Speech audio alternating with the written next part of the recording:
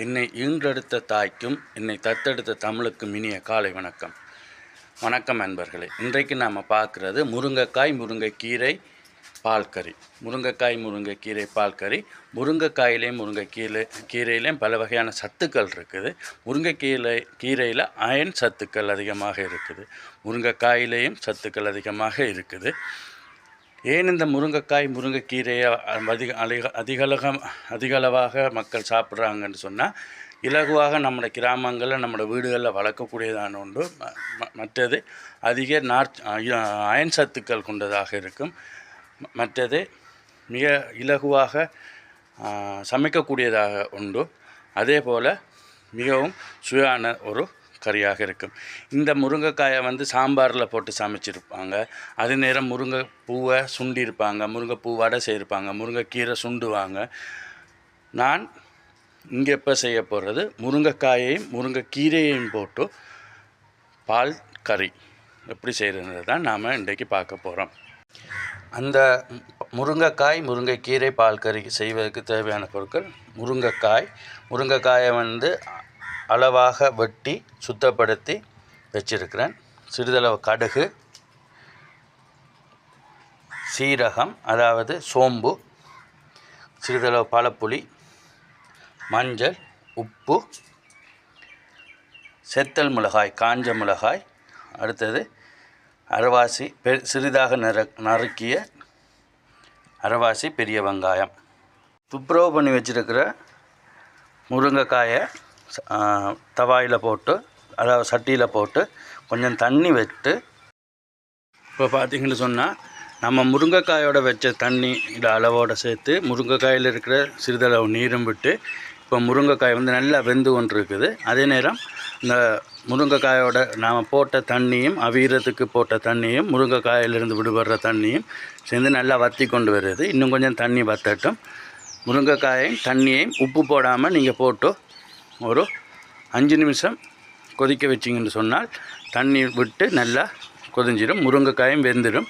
இப்போ முருங்கைக்காய் ஒரு குறிப்பிட்ட அளவுக்கு வெந்திருக்கு பாருங்கள். இப்போ பார்த்திங்கன்னு சொன்னால் ஒரு கறிக்கரண்டியில் தேவையான அளவு உப்பு எடுத்துட்டோம். இந்த உப்பை தண்ணி வற்றி கொண்டு வர நேரம் இந்த முருங்கைக்காயோட போட்டு நாம் பிரட்டி விடுவோம்.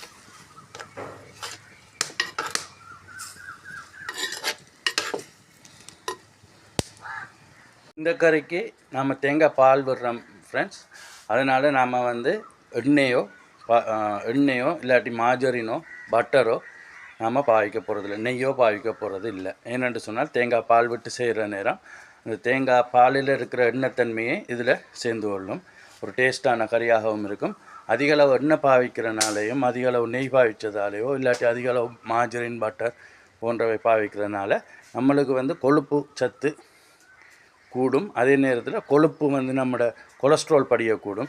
அதனால் நாங்கள் எண்ணெய் பாவிக்காமல் தான் இந்த பால் கறியை செய்கிறோம். இப்போ பார்த்திங்கன்னு சொன்னால் நம்மளோட கறியில் வெங்காயம், வரமிளகாய், காஞ்ச மிளகாய் போட போகிறோம். முருங்கைக்காய் நல்லா தண்ணி வற்றிட்டு, அந்த வற்றினதுக்கு பிறகு வெங்காயமும் நாம் அரிஞ்சு வச்சுருக்கிற வெங்காயமும் வரமிளகாயும் இதுக்குள்ளே போடுவோம்.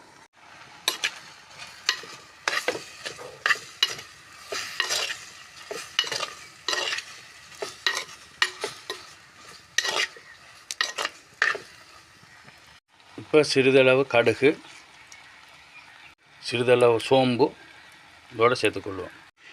இப்போ ஒரு கரண்டி மஞ்சள் தூள் சேர்த்துக்கொள்வோம். முருங்கைக்காயை நல்லா கிளறி விட்டுட்டு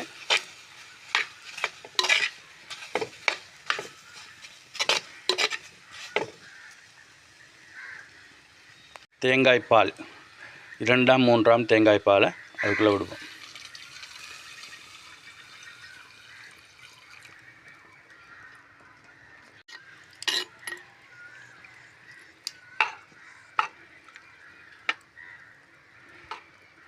இந்த 2-3 தேங்காய் பாலோடு சேர்த்து பால் கொதிக்கும் வரைக்கும், பால் நல்லா கட்டியாக கொதிக்கும் வரைக்கும் ஒரு 2 மினிட்ஸ் 2 நிமிடம் அதை கொதிக்க விடுவோம்.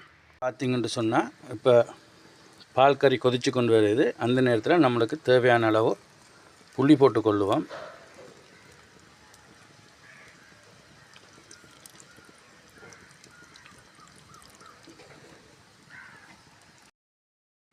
திருப்பி நாம் புளிஞ்சு வச்சுருக்கிற தேங்காய் முதலாம் பால், கட்டிப்பால் கொஞ்சம் விட்டுக்கொள்ளுவோம்.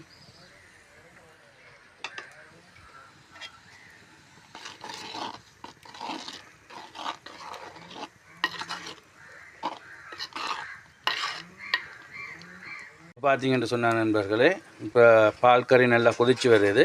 இப்போ நாம் துப்புரவு பண்ணியிருக்கிற முருங்கை கீரையை நாம் இதுக்குள்ளே போட்டுக்கொள்வோம்.